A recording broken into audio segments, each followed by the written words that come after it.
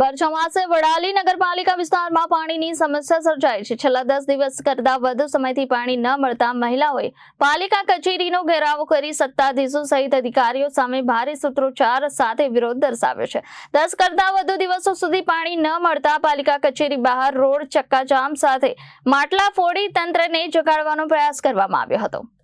સાબરકાંઠા જિલ્લાના વડાલી નગરપાલિકા વિસ્તારમાં ભર ચોમાસે પાણીથી સ્થાનિક લોકો ત્રાહિમામ પુકારી ઉઠ્યા છે। ત્યારે 10 દિવસ કરતા વધુ દિવસોથી વડાલી નગરપાલિકા વિસ્તારમાં પાણી ન મળતા સ્થાનિકોએ ભારે વિરોધ નોંધાવ્યો છે।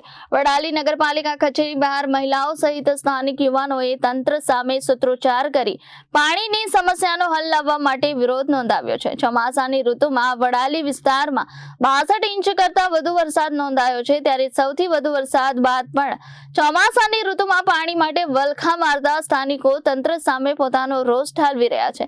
જો કે 10 દિવસ કરતા વધુ દિવસોથી પાણી ન મળતા ઘરકામ સહિત મહિલાઓને ભારે હાલાકી ભોગવવી પડી રહી છે।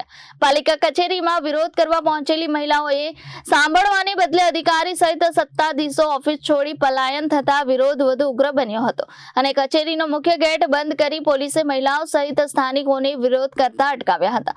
સત્તાધીશોના રાજીનામાની માંગ સાથે પાલિકા કચેરીને બંધ કરવા માટેનો આક્રોશ વ્યક્ત કર્યો છે।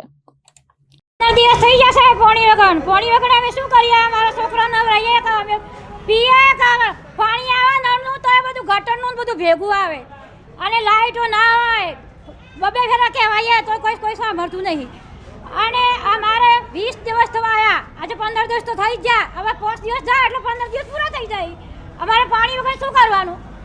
કેટલી તકલીફ પડે છે પાણી વગર? પાણી વગર તો બહુ જ પડે છે। કપડાં ધોવા કે છોકરા નવરાવા કે અમારે શું કરું? અમારે મજૂરી કરવાની, અમે કામ કરવા જઈએ છીએ, અમે કામ કરીને આવીએ તો ઘેર પાણી ના આવે, અમારા છોકરાને નવરાવો ધોવરાવો શું કરવાનું? અમારે ને એનો છોકરો ઘરમાં કોઈ કમાવાવાળું છે ને મજૂરી કરવા કોઈ જાય એવું નહીં ને પાણી ભરવાના પૈસા સોચ લાવવાના પુરવઠાવાળા આવી જશે ક્યાં ઘરવેરો ભરો ને આ કરો તે કરો વોટિંગ લેવા આવી જશે કોઈ છે ના અમારે કોણ આ બધું કરે અને અહીં આવીએ છીએ ત્યાં લોકો તો હાજર હોતા નહીં, આ લોકોને રિટાયર કરી દેવા, આ લોકોથી કામ ના થતું હોય તો શું કરવા? ધંધો લઈને બેઠા છે, તો અમારે મજૂરી કરવાની પાછું અહીંયા એના ઝઘડા કરવાના, એ જ કરે જવાનું। ગટર લાઈનનું મિક્સ પાણી હોય, છોકરો બીમાર થાય એનાથી જંતુ હોય फिर अમને એમ કહેવામાં આવ્યું કે પાણીની લાઈનો તૂટી ગઈ છે। પાણીની બિલકુલ લાઈનો તૂટી ગયા પછી હાંધ્યા પછી એમને ચોખ્ખું પાણી તો આપવું જ પડે। અમને અગાઉ બી 13 દિવસ પાણી ના આપ્યું, આજે સતત 15 થી 16 દિવસ થયા, હજુ બી પાણી નથી આપ્યું અમને। જ્યારે વોટ લેવાના આવે ત્યારે તો અમારી આમ નાગરિકની બધી શરતો મંજૂર હોય છે।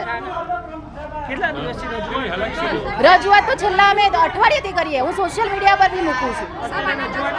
10 વાગે લાઈન બેઠા છીએ અહીંયા, કોઈ સ્ટાફમાં કોઈ હાજર નહીં, ચીફ ઓફિસર સાહેબ નહીં, પ્રમુખ નહીં, કોઈ નથી। તો અમારે આમ નાગરિકને જવું ક્યાં હક માંગવા? છેલ્લા 1 વર્ષથી આ સમસ્યા પાણીની છે, ગટર લાઈનની છે, ઘેર ગટર લાઈનો તૂટી ગઈ છે, એનું કોઈ નિરાકરણ નથી। નગરપાલિકામાં આવીએ તો સાચો સચોટ કોઈ જવાબ આમ નાગરિકને આપવામાં નથી આવતું, તો આમ નાગરિક જશે ક્યાં? આજે અમે અહીંયા નગરપાલિકામાં સમગ્ર નગરજનો વડાલીના નગરજનો અહીંયા પાણી માટે ફરી આવવું પડ્યું છે। આના પહેલાં પણ 2 વખત રોડ બ્લોક કરીને અમે પાણીની માંગણી કરી હતી, તો પણ આજે 2-3 વર્ષ થઈ ગયા હોવા છતાં હજી સુધી આજે પાણી આવી નથી। 15 દિવસ થઈ ગયા હજી પાણી નથી આવ્યું અને ગટરનું પાણીની અંદર મિક્સ આવી રહ્યું છે। અમે આ લોકોને કહીને થાક્યા, હજી સુધી પાણી નથી આપતા, ફોન નથી ઉપાડતા। એ લોકો કહે છે આગળથી ધરોઈની લાઈન તૂટી ગઈ છે। ધરોઈની લાઈન તૂટે આજે 15 થી 30 દિવસ થયા, હજી સુધી રિપેરિંગ કામ નથી થયું। વડાલીના નગરજનોને શું તરસ્યા રહેવાનું છે આખી જિંદગી? બાજુમાં ધરોઈ ડેમ હોવા છતાં પણ હજી સુધી પાણી નથી મળતું અને આ જે સત્તામાં બેઠેલા છે એમના ઘરે ટાઈમસર પાણી આવે છે અને એમને ત્યાં સ્પેશિયલ ટેન્કરો પણ નાખવામાં આવે છે।